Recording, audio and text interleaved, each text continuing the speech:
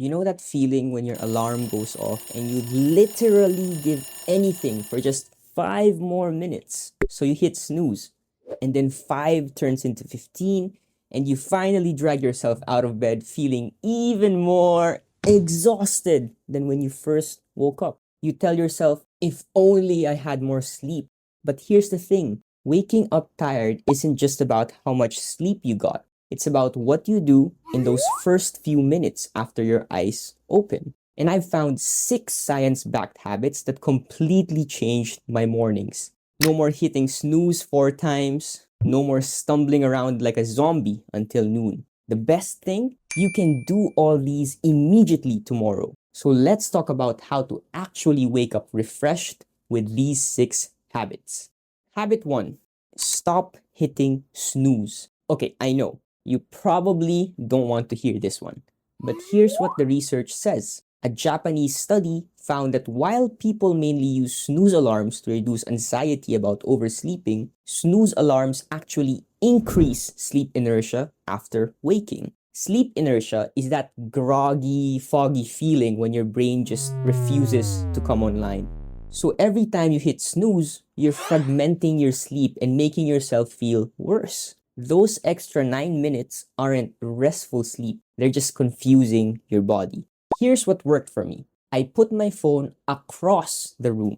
It sounds simple, right? But it forces me to physically get up. And once I'm up, I hit stop, not snooze, and I don't let myself get back in bed. I go straight into the next habit. That first alarm, that's it. One and done. It felt brutal the first few days, let me tell you. I'm not gonna lie. But after a week, my body adjusted, and honestly, I wake up feeling so much better than when I was snoozing 3 or 4, sometimes even more than 5 times. Habit 2, practice physiological sighing. This one sounds weird, but trust me on this. A Stanford study led by Andrew Huberman found that cyclic sighing, where you do a double inhale through the nose, followed by a long exhale through your mouth, produces greater improvement in mood and reduction in respiratory rate compared with mindfulness meditation. Basically, this physiological sighing instantly calms your nervous system and gets more oxygen into your body. You're switching from that stressed, half asleep state into an alert, focused state in about 60 seconds.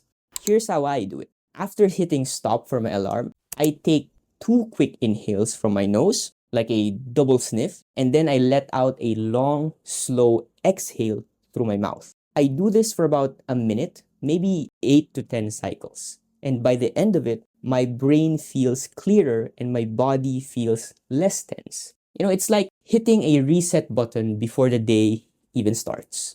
And you don't need any equipment. You don't need to be good at meditation. You just breathe. That's it. It's a nice next step because sometimes I still feel frustrated after not hitting snooze. But these breaths are calming agents and help me move to the third habit. Habit 3, rehydrate and get blood flowing. All right, so here's something most of us don't think about. We actually lose a lot of water while we sleep. And when you wake up dehydrated, it makes you feel sluggish and tired. And I found this really cool study from Japan that looked at what happens when people drink water right after waking up and before bed.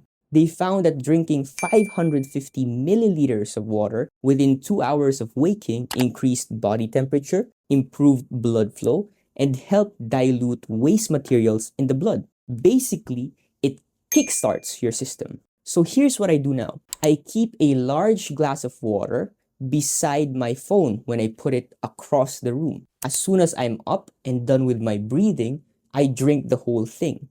Then I do 1 to 2 minutes of gentle movement, nothing crazy, maybe some stretches, a few squats, or I just walk around my apartment. The point is to get your blood moving and deliver oxygen to your brain and muscles. The combo of water plus movement, it's a game changer. I used to feel like I was moving like a zombie in the morning. Now I actually feel awake in less than 5 minutes.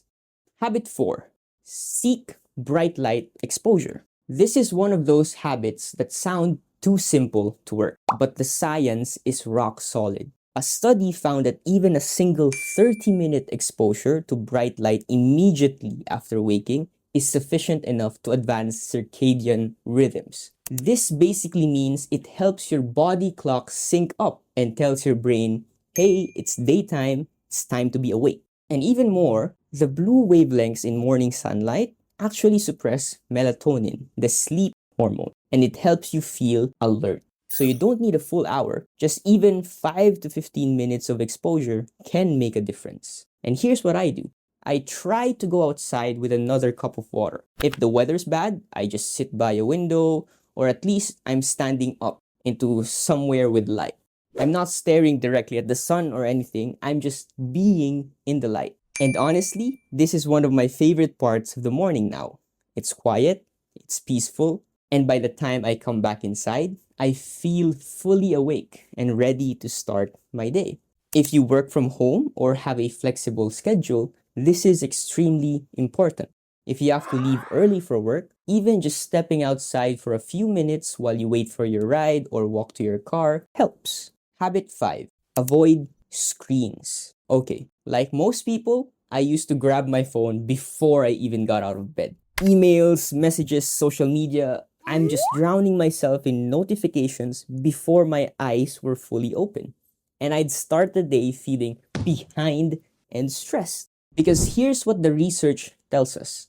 Smartphone screens emit blue light that suppress melatonin production, which again is the key in regulating the sleep-wake cycle. But even more than the blue light, it's actually the content, the stress of emails, the comparison trap of social media, the fragmented attention from bouncing between apps. It hijacks your calm, focused mental state before you've even had the chance to settle into your day. So now, I don't touch my phone for the first 30 minutes after waking up. The only thing I'm allowed to do, click stop on my alarm. And I know that might sound impossible, but it forces me to be intentional when I pick it up. And you know what? Those first 30 minutes are mine now. I'm not reacting to anyone else's agenda. I'm not stressed. I'm just present. And when I do finally check my phone, I'm in a much better headspace to handle whatever's there. Habit 6. Activate your seeking system. This is the last habit, and this is the one that ties everything together. For me, it's the reason why I want to feel awake in the morning, because it's gratitude. I find one thing I'm thankful for or a thing I'm excited for today. Because studies have shown that when we feel gratitude, our hippocampus and amygdala get activated. This boosts serotonin production, which triggers consequently the production of dopamine. And here's the thing, dopamine neurons support our brain systems for seeking goals and evaluating outcomes, which basically means they make us want to take action. So when you start your day by acknowledging something you're grateful for and identifying something you're looking forward to, you're literally generating motivation and framing your day with purpose instead of dread. So here's what I do. After I've done my breathing, had my water, gotten some light and movement, I take 60 seconds. That's it. And I think about one thing I'm grateful for and one thing I'm looking forward to today. It doesn't have to be huge. Maybe I'm grateful for my morning tea. Maybe I'm looking forward to have a call with a friend later. The point is to prime my brain for positivity and purpose. And I'm not gonna lie, some mornings this feels forced. But even on those days, it shifts something. It reminds me that today isn't just a list of obligations. There's something in it for me too. And if you want to take it even a step further, you can spend that time planning your day on a piece of paper. So when you do touch your phone, you're all set to win the day. So there you have it. 6 habits that can help you wake up refreshed instead of dragging yourself through the morning. Stop hitting snooze, practice physiological sighing, rehydrate and get your blood flowing, seek bright light, avoid screens, and activate your seeking system with gratitude.